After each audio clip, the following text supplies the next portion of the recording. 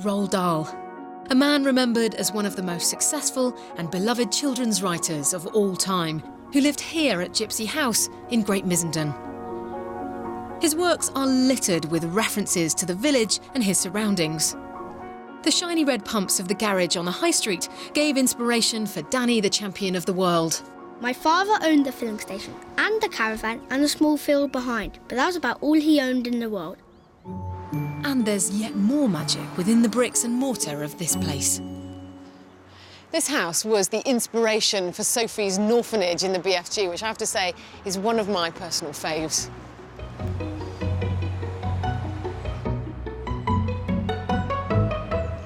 This museum was open to honour the man himself, and I've got a golden ticket to delve into their private archive and take a sneaky peek at some of his original scribblings.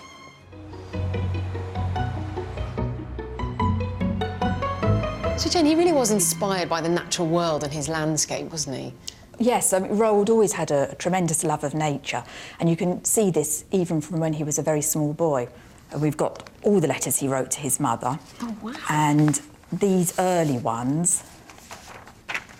Oh, look at the handwriting. It's very neat, actually, for a young boy. I know. And notice he signs them all boy, probably because, you know, he had 3 sisters. The boy of the family. The letters are full of references to the nature walks he goes on with his friends. And in this letter, he's particularly smitten with Mr. Nichol's lecture on owls. Mr. Nichol gave us a fine lecture last night on birds. He told us how owls eat mice. They eat the whole mouse, skin and all, and then all the skin and bones goes into a sort of little parcel inside him, and he puts it on the ground, and these are called pellets. And he showed us some pictures. This here is one of Roald Dahl's ideas books. Wow. But this is the original idea for James and the Giant Peach, and as you can see, it's very faint, and it says, "The cherry that wouldn't stop growing," a fairy story.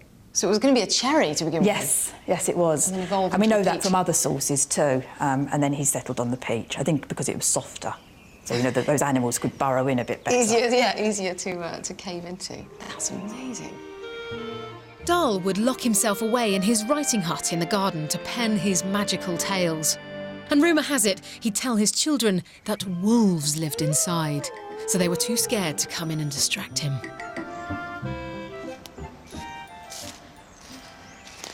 From his home at Gypsy House, Dahl would walk here through angling spring wood. The name itself sounds pure fairy tale, doesn't it? And it was here that he apparently took inspiration for Fantastic Mr. Fox.